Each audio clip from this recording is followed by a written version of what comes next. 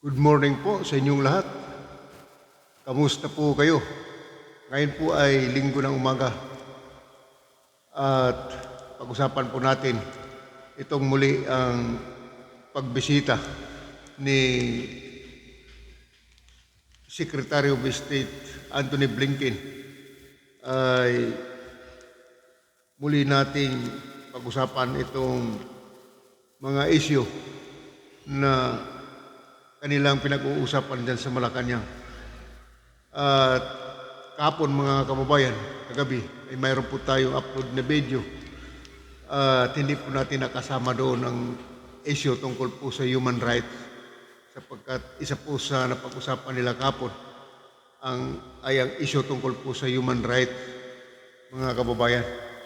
Kaya po, ang issue kahapon na ating natalakay ay tungkol po doon sa Mutual Defense Treaty.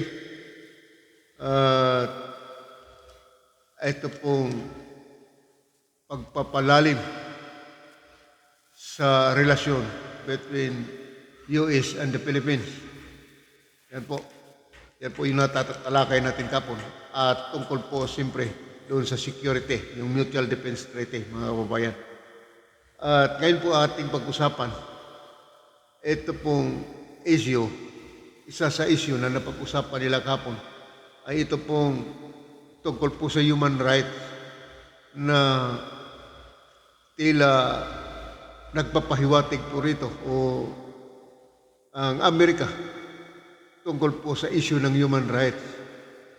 Ganito po yung sinasabi po ng Inquirer, mga kababayan, at ito ay pinatotohanan nitong Foreign Secretary itong Foreign Secretary natin sa Amerika itong si Secretary Enrique Manalo. Yan po. Na itong tungkol po sa issue ng human rights na tila nagpahiwatig ang Amerika dito na isa sa mga bagay na mahalaga na pag-usapan nila ng Pangulong Marcos sapagkat tungkol po doon sa drug on wars. Hindi naman po binanggit tungkol po doon sa drug on wars ni President Duterte. Ngunit ito po ay malinaw na pahiwatig na dapat daw po papanagutin kung sino po yung sangkot dito na lumabag sa human rights. Yan po yung sinasabi. Kaya gusto kong basahin sa inyo itong report, mga kababayan, sapagkat mahalaga ito. The United States will work collaboratively with the Philippines to defend the rule of law and protect human rights and freedom of expression, according to visiting U.S. State Secretary Antony Blinken. Yan po yung sinasabi. Ayan o. Pagpatuloy po natin, mga kababayan. These values are critical to our alliance and they're essential to building the future that the people of the Philippines want and deserve, said Blinken, who arrived on Friday evening from Phnom Penh, where he attended a ministerial meeting of the Association of Southeast Asian Nations. So dito, mga kabayan, ay binanggit, sinasabi rito na ito, pinabanggit po dito yung human rights issue, mga kababayan. Ayan po. Sinasabi na ito ay critical anya na binabanggit ni Blinken. Ulitin ko po, these values are critical to our alliance and they're essential to building the future that the people of the Philippines want and deserve. Ayan po yung sinasabi niya, sabi ni Blinken. Kaya dito, he made the remark in an outline press briefing from Malacanang with Foreign Secretary Enrique Manalo on Saturday after the U.S. official met with President Ferdinand Bongbong Marcos Jr. Manalo, for this part, affirmed that the Philippines and the United States agreed to maintain a dialogue on the subject of human rights after the U.S. House of Representatives approved a measure that would block security assistance to the Philippine National Police PNP unless measures were taken to investigate human rights abuses by the police and punish those responsible. So yun po yung pahiwatig po dito ng pag-uusap ni Secretary Blinken at President Marcos, mga kababayan. Na gusto talaga ng US na maimbestigahan ang tungkol po doon sa mga pulis at militar na lumalabag sa human rights issue at papanagutin daw po kung sinong involved dito. Oh, ano? Yan po yung sinasabi, mga kababayan. Kaya dito, mga kababayan, hindi ito natin natalakay kahapon sapagkat hindi po natin ito inaasahan na isa pala sa paksa na pinag-usapan doon kahapon. Yan po. Kaya pahiwatig po dito na interesado talaga ang US napag-usapan o magkaroon sila ng dialogue dito between the Philippines and the US tungkol po sa human rights issues ay lumalabas po na ito na nga po yung sinasabi ng ICC. Yan po, mga kababayan, na panghimasukan nila ang issue dito tungkol po sa human rights. Sabi dito na papanugutin daw po kung sino yung mga involved. Ayan po. Sapagkat ang House of Representatives doon sa Amerika ay binablock yung pong assistance para po sa Philippine National Police hanggang hindi maklarify ni Secretary Blinken sa kanyang report doon sa Amerika na okay ang human rights dito sa Pilipinas. Yun po yung sinasabi, mga kababayan. Kaya pasamantalang naka-hold anya yung naka-block yung assistance ng Philippine National Police mula po sa approval ng American Congress, mga kababayan. Under the amendments to the National Defense Authorization Act for 2023, no aid could be granted to the PNP unless Blinken certifies that the Philippines government has made improvements in addressing human rights issues. Ano? Kita ninyo, mga kababayan, malinaw po na isa pala sa issue na gustong talakay ni Blinken kahapon o pinag-usapan nila kahapon, pinag-usapan mismo nila ay tungkol po sa human rights issues. Pahiwatig po ito tungkol po doon sa nangyaring war on drugs ni President Duterte. Wala pong binabanggit dito na tungkol po doon sa war on drugs. Pero assuming na yan na po yung gusto sabihin dyan. O yan, kinakita ninyo, mga kababayan. Pero ang sabi naman ng ating Pangulo, ay kamakailan pa lamang, noon pa, na hindi papayag ang Pangulo na pangunahan nila ang ating judicial system, ating judiciary, sapagkat buhay na buhay po ang ating hustisya at tuloy-tuloy po ang ating sariling investigasyon tungkol dyan. Yan po yung gusto sabihin. Pero ito pahiwatig na ito, mga kababayan. Ayan po yung gusto sabihin dyan. Recognizing that democracy, whether in the Philippines or the United States, will always be a work in progress.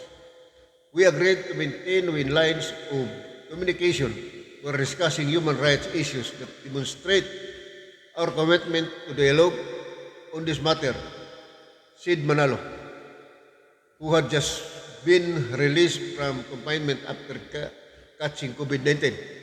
Ayun po yung si Secretary Manalo na Secretary ng Foreign Affairs, mga kababayan. So, nanghulugan lamang na ang Amerika, mga kababayan, ay nagpapahiwatig tungkol po sa issue ng human rights, mga kababayan. Na magkakaroon daw po ng dialogue tungkol po dito sa mga isyong ito. Pero anyway, ang pinag-usapan kahapon, mga kababayan, ay isa na yung issue doon po sa Mutual Defense Treaty, mga kababayan, na pag-usapan po yun. Ay, yan po ay kung sakaling ang Pilipinas ay aatakihin daw po ng China o anumang lugar o anumang bansa, ay tungkulin ng Amerika na protektahan tayo. Yan po yung ibig sabihin doon. Yan po ang security. Ayan po ang gustong sabihin tungkol po dyan sa issue na ito. Ayan. Kaya dito pa lamang, mga kababayan, ay malinaw na ang issue tungkol po doon sa pagpapalawak o pagpapalalim at lalong pagpapaganda sa ating relasyon ng Amerika at Pilipinas ay malalim na po, ay pinapalalim pa. Yan po yung magandang ginawa ng pagdalaw ni Secretary Blinken dito po sa ating bansa. Yan po, pinalalalim pa, pinagaganda ang ating relasyon sa Amerika. So, dito sa isyong ito, mga kababayan, ay malinaw na ang Amerika ay tutulungan tayo sa oras na tayo ay aatakihin ng China o anumang bansa na makikialam sa atin. Yan po yung gustong sabihin ni Blinken. At sinabi mismo ni Blinken yan. So, para po doon sa mga ayaw sa Amerika, hindi po natin kasi mahindian, mga kababayan, sapagkat ang Amerika ay marami din pong naibigay ng tulong sa atin at kailangan din po talaga natin ang Amerika. Hindi po natin sinasabi na wala tayong karapatan na tumanggi sa Amerika. Ay mayroon na nga po, marami nga po tayong mga kababayan na ayaw sa Amerika eh. Pero hindi po may iwasan yan. Sa ayaw natin at gusto, kailangan pa rin natin ang Amerika. Yan po yun. Kailangan natin. Kaya, ito namang issue, mga kabayan, tungkol po diyan sa ating Pangulong Duterte, mga kabayan, na nagsalita na tungkol po doon sa issue ng ICC. At alam naman natin na nakaraang buwan pa ito, matagal ng issue na ito tungkol po sa investigasyon po doon sa war on drugs, mga kababayan, ni President Duterte, ay sinasabi ng dating Pangulo na hindi siya makipagtulungan sa ICC kung mayroon mang investigasyon. Kung mayroon anyang investigasyon dito sa Pilipinas gagawin, hindi mga dayuhan ang mag-imbestiga. Yan po ang sinasabi ng Pangulong Duterte. At hindi siya makipagtulungan sa ICC sapagkat buhay na buhay pa po ang ating justice system at hindi dapat pakialaman ng mga dayuhan. Yan po yung gusto sabihin ng Pangulong Duterte. Hindi siya natatakot umarap sa hukuman basta sa Pilipinas. Pilipino ang judges, Pilipino ang korte. Yan po ang sinasabi ng Pangulong Duterte. So yun po yun mga kababayan.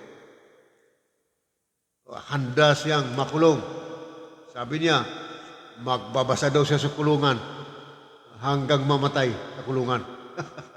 Yan po yung sinasabi mga kababayan. Kaya, alam ninyo mga kababayan, ito pong issue na ito, bagamat matagal na ito, ulit-ulit lamang. Pero habang tumatagal, ay lumalabas din po yung mga karagdagang mga issue na tumutumpak, na tumutukoy dito. Katulad po ngayon sa sinasabi natin ng pagdalaw ni Secretary of State Antony Blinken na ang kanyang pahiwatig tungkol po sa investigasyon ng human rights issue. Ay di po ba ang tinutukoy doon ay tungkol po doon sa war on drugs? Yan po yun mga kababayan. Kaya habang tumatagal ay lalong lumalawak yung issue na ito. Pero ganun pa man, ay sinabi ng Pangulong Marcos na hindi niya papayagan ang ICC at pwede nating pabayaan sila na hindi natin intindihin sapagkat hindi po tayo member ng ICC. Yan po yun ang sinasabi mga kababayan. Okay. Na talakay na po natin ito pong human rights issue na kasama doon sa pinag-usapan ni Antony Blinken, mga kababayan, na pag-uusap nila ni President Marcos. Ating pag-usapan uli itong Made in Malacanang mga kababayan sapagkat ang movie na ito ngayon mga kababayan ay grabe ito. Kaya bagamat ito ay napag-usapan natin noong nakaraang araw, ay ngayon ay muli din nating pag-usapan sapagkat habang pinapanood ito ng maraming tao ngayon, ay lumalakas ng lumalakas at dumadami ng dumadami ang mga taong nanonood mga kababayan, pati mga senior citizen. Bukas yata araw ng senior citizen mga kababayan. Manonood din yun po yun. Kaya kung tingnan ninyo mga kababayan, ito pong mall. Ikapo, nakadaan ako ng mall mga kababayan. Diyan po sa SM. Ay grabe ang tao, pila mga kababayan, napakadami. Kaya, alam mo yung movie na ito mga kababayan, ay inahalintulad ko po noong araw na manood tayo ng sine na kapag ang sine ay gawa ng Hollywood, mga kababayan, ay napakaraming tao at dinudumog. Ito ngayon mga kababayan ay grabe. Para din siyang gawa ng Hollywood mga kababayan. Kaya itong Made in Malacanang, matindi po ang dating dahil sa kanyang kontrobersyal na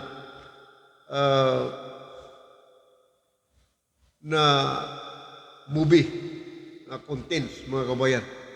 Patok na patok. Ngayon mga kabayan, itong sa Takilya, ito pong Made in Malacanang. At napapansin mo noong araw na buhay na buhay ang mga sinihan noong araw mga kababayan. Ngayon ay nanumbalik dahil dito po sa controversial na Made in Malacanang movie mga kababayan. Ganun po natin ihalintulad mga kababayan. Ngayon po buhay na buhay naman talaga na uli yung mga sinihan dahil po dito sa Made in Malacanang mga kababayan. Parang Hollywood na ito parang Hollywood movies na ito ang dating. Umaabot ng, alam niyo, umaabot ng 63 million pesos within 3 days. Yung kinita nitong made in Malacanang movies, mga kababayan. Oh, biro mo kung gaano kalaki, mga kababayan. Grabe talaga. Kahit kung bisitahin pa ninyo yung mga sinihan ngayon, yung mga dyan sa mga malls, ay punong-puno po, nakapila ng mahaba yung mga tao, sa daming tao, mga kababayan. Ay mantakin mo yung 63 million pesos ang kinita sa loob ng 3 araw. Ay di magkano sa isang araw? Di umabot ng 21 million. Grabe po, malaki ang kita, mga kababayan. Ang daming nanonood. Kaya, lalo na itong scene, contents nito na ipinapakita dyan po sa movie na ito, mga kabayan. Ito pong 3 days ng mga Marcos sa Malacanang bago pa sila umalis sa Malacanang, mga kababayan. Ay pinakita po doon yung scene ng movies, mga kababayan. At pagkatapos ng 3 araw at pumalit naman yung mga opposition, yung mga Aquino. Kaya lumakas ng husto ang mga Marcos dahil nga po nagising na po sa katotohanan yung taong bayan na yan pala yung nangyayari, yan pala yung totoo. Di ba? Hindi katulad dati na ang taong bayan ay nabulagan doon po sa propaganda ng mga dilaw, mga kababayan, na ganito, ganyan, kasama yung Marcos. Hindi po totoo yun, mga kababayan. Kaya dito, panood po kayo dyan sa movies na yan, mga kababayan. Panoorin po ninyo. At marami po kayong bagay na matutunan dyan based doon po sa true story ng mga Marcos, mga kababayan. Yan po yung dahilan ang mga Marcos ay lalo pang lumakas.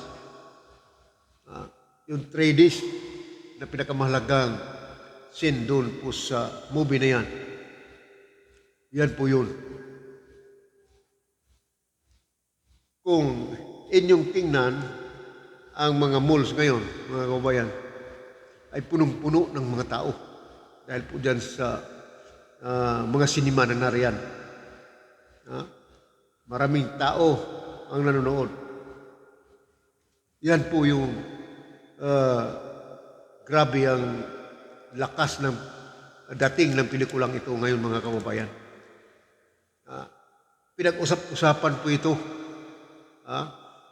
Kahit po sa amang sulok ngayon ng Pilipinas at kahit saang dako sa mundo ngayon na mayroon pong Pilipino, ay pinag-usap-usapan po ito ngayon. Pero hindi pa po nila napapanood ito lahat sa mga taga-ibang bansa. Pero ating mga kababayan dyan po sa ibang bansa, hayaan nyo, darating din sa inyo ito, mapapanood din ninyo ito, mga kababayan. Ay yung mga naghintay dyan, atat na po yung ating ibang mga OFW, mga kababayan natin na nanirahan dyan sa ibang bansa, na makita ito. Grabe po talaga. Ayan po yung gusto sabihin ng made in Malacanang, mga kababayan. Patok na patok ngayon sa mga takilya. Kaya itong mga sinihan ngayon, mga kababayan, ay tuwang-tuwa naman po sapagkat dahil nga sa pelikulang ito ay muling nabuhay ngayon ang mga sinima dahil po sa pelikulang ito na Made in Malacanang. Yan po, mga kababayan.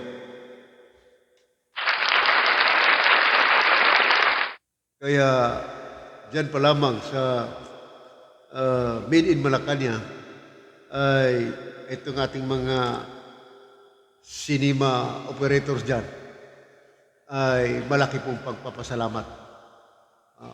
Kasi Hollywood movies ang dating. mga kababayan. So ganun po kaganda. At pagamat ito ay controversial, ay lalo pang nagpapasarap sa panunood ng ating mga kababayan dito. Kasi bakit po bakit po natin sinasabing may controversial? Sapagkat marami po dyan na umaangal, na ayaw ang iilan dyan na panuurin. Ito pong movie na ito, sapagkat kung napanood ito ng taong bayan, ay matutunan ngayon ng tao na yan pala yung totoong nangyari. Di ba? So yun po yun mga kababayan. Panoorin ninyo. So, naka 25 minutes na tayo mga kababayan. At isa pa mga kababayan na ating pag-usapan. Ito palang meron po isang batang lalaki na mag-isang namuhay mga kababayan dyan po sa Sindangan, Zamboanga mga kababayan, na wala na po siyang magulang. At ito ay sinagip ng Chief of Police sa naturang bayan. At pinag-aral po ito. Wala na po siyang magulang. Kaya alam ninyo mga kabayan, nakakaantig ng damdamin itong nangyaring ito sa isang bata na wala na siyang magulang, namuhay siya na mag-isa, at ngayon nasumpungan ng ating mga otoridad ang mabuting puso ng ating Chief of Police dyan sa Sindangan, Zamboanga, mga kabayan, ay dinala po ito sa eskwelahan at pinag-aral at sinagot nila ang buhay ng batang ito. Sipin mo, dinala siya doon, pinag-aral sa eskwelahan, isang public school, at nagulat yung teacher kung bakit pulis ang nagdala doon, pa-enroll sa bata. Pambihira po ang karakter ng ganitong uri ng mga pulis, mga kababayan. Kaya sana po ang lahat nating otoridad, pulis, ay ganito po kaganda ay yung kanilang puso doon po sa mga taong dapat talaga tulungan, lalo na sa mga bata nasa lansangan na wala nang nag-aaruga. Kaya saludo ko sa inyo, sir, sa inyong magandang ginawa. Ay mantakin ninyo mga kabayan, batang lalaki na muhay na mag-isa, wala nang magulang. Hindi ba nakakaantig ng damdamin yan? Pero ang ating Chief of Police dyan sa Sindangan, pinagpasyahan nila na papag-aralin, sagipin ang batang ito. So yan po ang kabayanihan sa ating mga ilang kapulisan, mga kababayan. Napakaganda po yan, mga kababayan. Sana maging modelo itong ating mga pulis nito sa kaayusan. At samantala, yan lamang po muna ang ating pag-usapan ngayon. At muli po tayo makita-kita sa ating susunod na video. At God bless us all.